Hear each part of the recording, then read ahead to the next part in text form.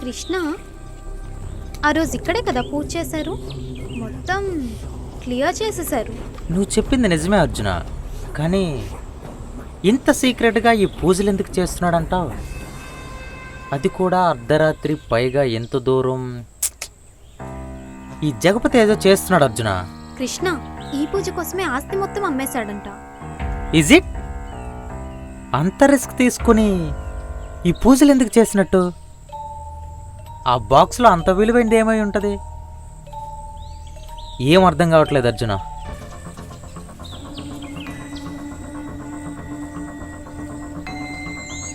కృష్ణ ఇటు చూడు,